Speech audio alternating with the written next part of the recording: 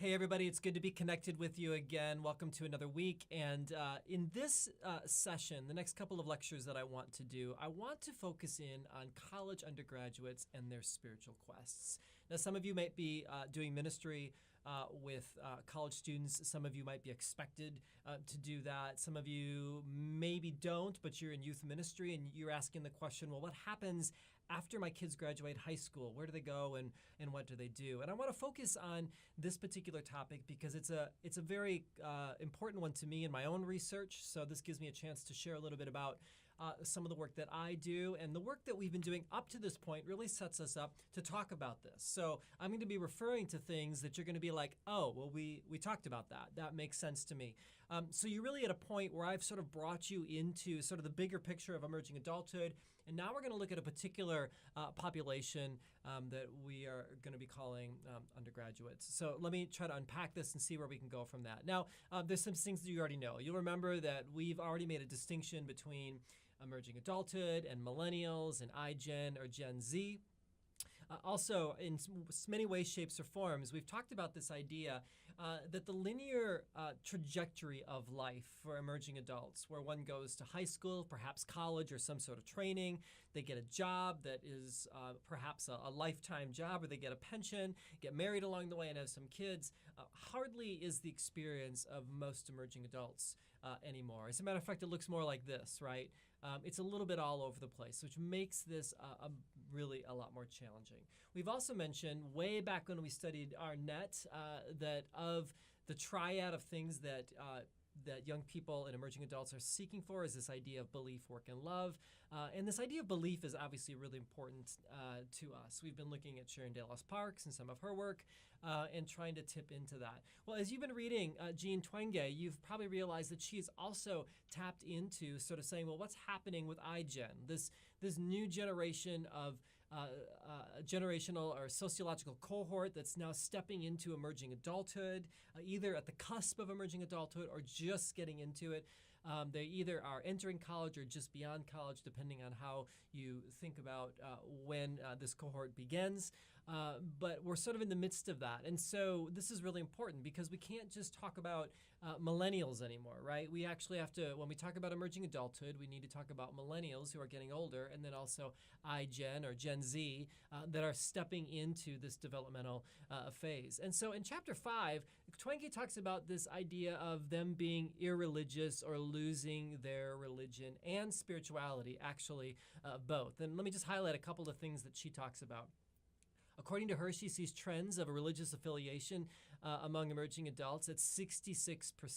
And, you know, one of the questions I think we just have to ask ourselves is, well, how do we interpret that? She calls this a drop, which it is. But again, we have to say, let's not just stop there and say, oh my gosh, there's a drop in religious affiliation. Oh no, like what does that actually mean? So she, as a sociologist, is raising this issue, but we need to actually ask, well, what does it mean? Church attendance continues to drop. And again, so what does this mean? I think those are the questions we have to ask. And then non-attendance seems to have a long-term effect in that they don't come back to church as much. And again, we could ask the question, why might that be? I think this last point is really, really important. I think there are some in our church, especially an older generation, that are like, oh, well, they're not coming to church, but they'll come back. Once they settle down, once they have kids, they'll come back. But it's interesting to think about that that mentality is really an earlier generation mentality. If in the ways things used to be, I thought, well, an 18-year-old goes off and does their college thing, but then they sort of settle down. So in their early 20s, they kind of find a partner and they settle down and sort of begin life. We kind of go, okay, so, you know, they're sort of in and out of church, not really part of church for, you know, maybe a couple of years, maybe 4 years, 5 years. You know, that seems like okay. And so when they come back to church, it's going to be somewhat familiar to the church that perhaps that they left. But let's think about this for a second. If a young person, when they settle down, whatever that means, comes back and gets reconnected with a church in the timeline that we're thinking about with emerging adulthood now, this could be a whole decade of life that's being led. So what is an emerging adult coming back to? What's familiar anymore? I mean, a decade is a lifetime. And so we can't just assume that they're going to come back and everything will be normal. And if they do come back, that it will actually be a similar experience for them. And so this raises a bunch of new questions that we have to consider and challenges some of the assumptions that perhaps some people in our faith communities actually have. Now, Twenge also says this, that there's regards to private beliefs, 33% of those 18 to 24 say they do not believe in God. That seems like a high percentage, and I think there might be some other research that would debate that slightly, but I think that we have to at least take into account what she's saying here. 24% they say they never pray. And so a question, might younger generations' disassociation with a religion be more than just distrusting institutions, but also about disconnecting from any spiritual or religious or spiritual aspects? So Twenge's raising a really important question. This idea of spiritual but not religious doesn't seem to be true, and she's looking at it from a negative standpoint, saying, yeah, when you're not religious, you actually don't have the spirituality either. And we see that that connection is probably really important. If I don't have the practices, if I don't have the behaviors to actually foster any sort of spirituality, what exactly does it become other than sort of a fuzzy feeling or something that's sort of in the backdrop of our lives that I don't really I think about? It seems as though that a spirituality is driven by a religiosity that gives language and practices and structures to actually practice it and actually walk into the faith that we say that we profess, even if we don't necessarily attend an institution. So we could look at these things. Now, another way to look at Twenge's percentages, if we wanted to, is we could switch them around, right? And we could say, well, 67% believe in God.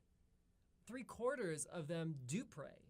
And so let's not be too quick to just look at the negative side of these percentages and actually think that maybe there's another way of looking at it as well.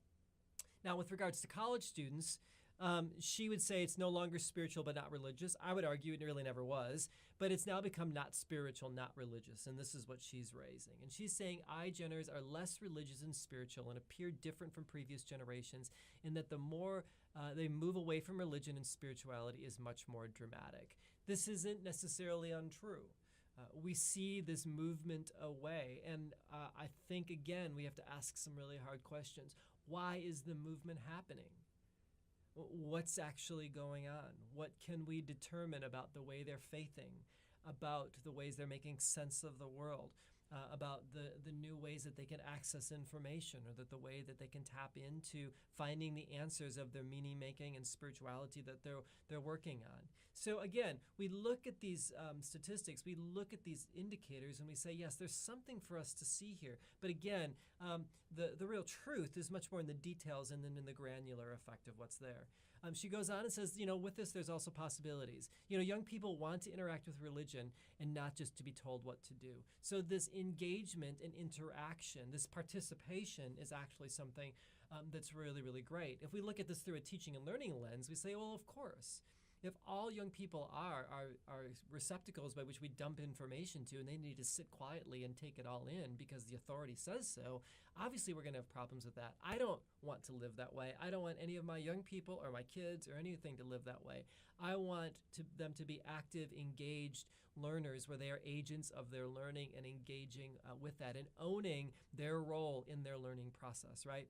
And so religious organizations should focus on active discussions that address big questions about life's most pressing questions. At this point, the spidey senses should be going off and go, yes, Jean, Twenge, yes, Cherrendalos Parks.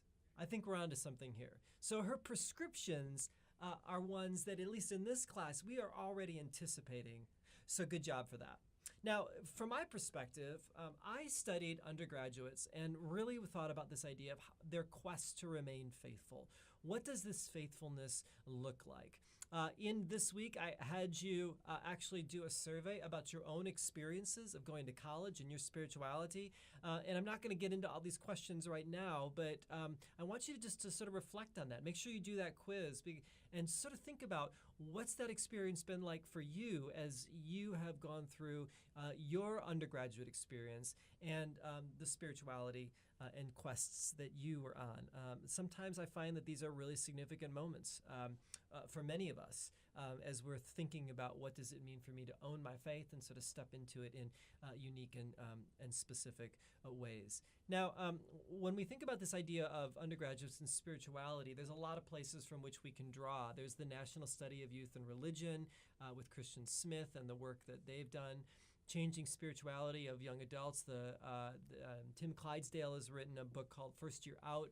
It's a great book. It's a little bit older. I have it in the recommended section, but if you're interested in sort of that transition from high school to college, he offers some really great insights to that and things you maybe have heard of before. The Higher Education Research Institute, HARI, is really an important work that's been done out of UCLA by the Astons, and so this idea of their spirituality and higher education study continues to track undergraduates and the ways that they think about their spirituality as they come to college. And then also another great book on campus religious groups is called It's All About Jesus, Faith as an Oppositional Collegiate Subculture. I've used this text for my course before, but as life continues and we have to keep current with our texts, I've had to move that to the recommended section. So if you're interested in campus religious groups, I highly recommend that you look at this ethnography that these researchers did, and I think that you'll find that it's a fairly fair and balanced view of the beauty and also the challenges associated with campus religious groups. And then also what I did is I wrote a piece on through my dissertation on supporting undergraduate spirituality, college-related factors evangelical students perceive as affecting their working through spiritual struggle while attending a public university. Yes, it's a dissertation title. I have some other articles that spin out from this that I'm having you read that we'll see. But this is sort of the environment that I wanted to step into and try to ask these questions about what is the experience of undergraduates, especially evangelical undergraduates, in their faith journeys as they go to school and try to think about what it means for them to remain faithful, whatever that might mean. Now, we've had these quotes before, but I'm going to come back to them. Nancy Tatum Amerman says that if we do not find religion today in the predictable spaces and the predictable forms as we did before, we cannot assume it's disappearing. So as a researcher, I say, that's true. It's not disappearing, but where is it showing up? What is the language that we can use to begin to unpack that? And then also, again, Emma Green, I just want to keep bringing you back to her. The experience of those who are losing their religion shouldn't obscure those who are finding it. In my research, I found that as young people were on their quests, these college students, that some were discovering God in new ways. Others were challenging some of the original assumptions that they had. But it's multiple stories that are in play here that we have to keep in mind. Otherwise, we are blind to the experiences of young people because we have one super narrative that eclipses all the others. Now, there's some things that we know from the research that's out there, and some of this will coincide with Twenge's work, and some will disagree with it a little bit. We know that 80% of incoming college undergraduates have an interest in spirituality. 80%. Now, 80% is bigger than 20%, right? I mean, that's a pretty high percentage. And a lot of times when we think about college and college students, we think that we're going to this bastion of atheism where nobody cares about God. But actually, the majority of students have an interest in spirituality. That's interesting, isn't it? We know that about 75% believe in God. Now, again, Twenge looks at the opposite side of that, and she's like, well, you know, a quarter doesn't believe in God, but 75% do. Again, 75% is bigger than 25%. So the majority of students entering college are theists, okay? So if that's the case, how might that actually shape our assumptions about undergraduates? More statistics for you. 40% considered essential or very important to integrate spirituality into their lives. Okay, so almost half. 16% say they're none as religious affiliation, but let's not assume that none means that they're atheists. They just don't associate with necessarily a religious particular denomination or designate themselves that way. We find that a lot of the nuns actually are theists, but they just don't have necessarily a particular religious affiliation. I mean, denominationalism in general is less defined than it was in generations past. 14% would say they're agnostic or atheist. 70% identify with religion. 69% frequently or occasionally attend church services. That's pretty high. 78% discussed religion or spirituality with others. That's almost 80%. And the 9% were attracted by a religious affiliation of a particular religious college. So if you go to like a school that would be like a Christian school, a lot of times the reason for that is not because of their particular denomination. As a matter of fact, that's a very low percentage of what's actually going on then. They might go there because it's a Christian university, but not necessarily because it's associated with a particular denomination. Just a couple of other things. 65% have felt distance from God. 57% have questioned their beliefs. Few are spiritual but not religious, as we've talked about. Religious attendance also has always dropped, historically, like it always has. Okay, this has been a trend that's been going on since the 70s. And again, you can probably figure out why, some of the work that we've done.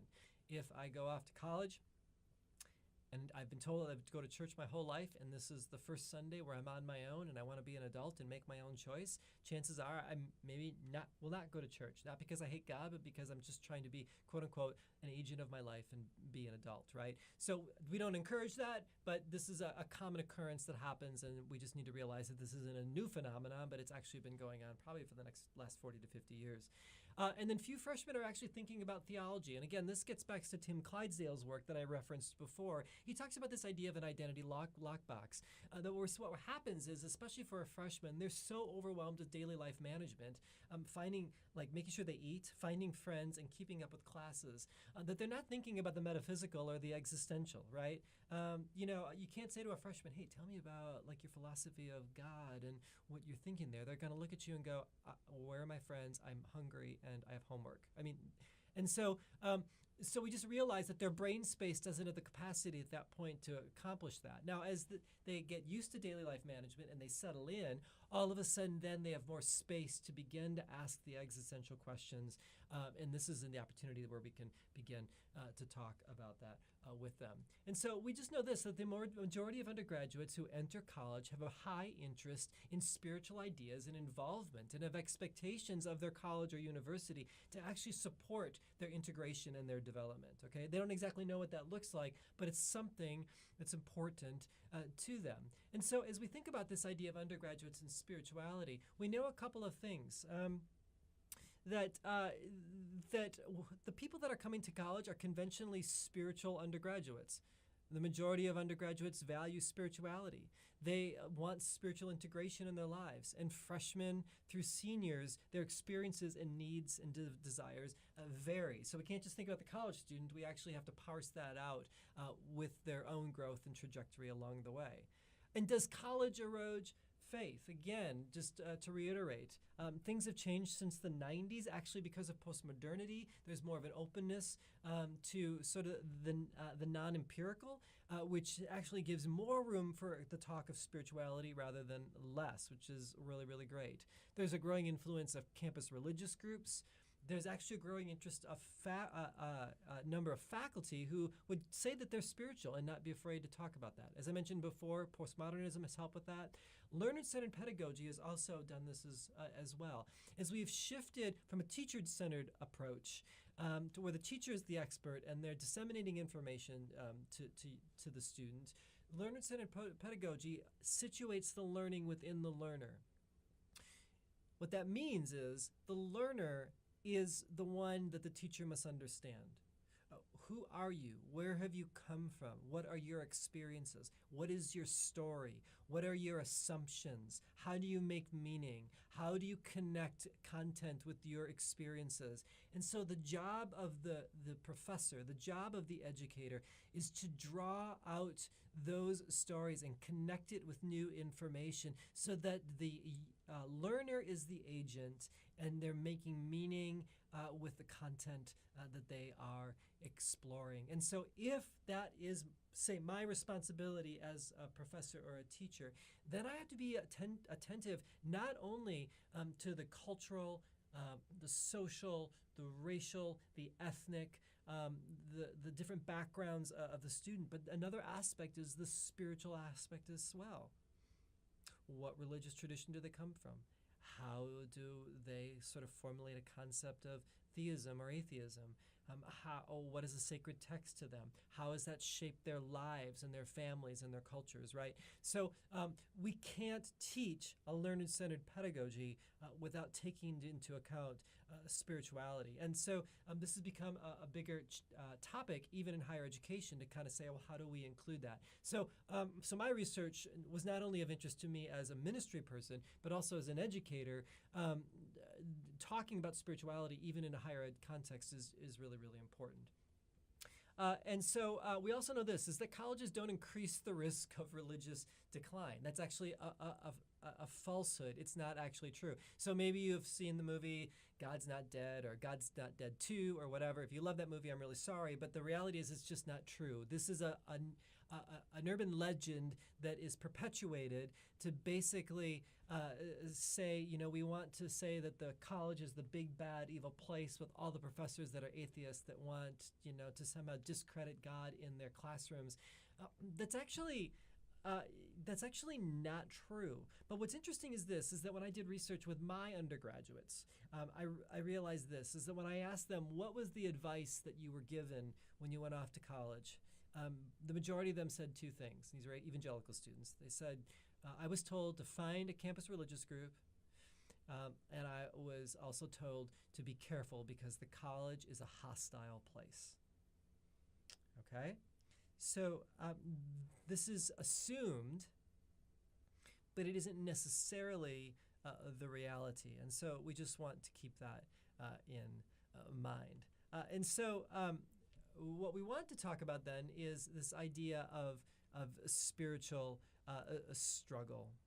And I think this is where we're going to go. I think I'm going to stop this lecture here to give you a break. But I want to kind of hone in on this experience with regards to spiritual struggle and begin to talk about how this part of their faithing process in college has an effect on their trajectories and their meaning making and what we can do about it. So stay tuned.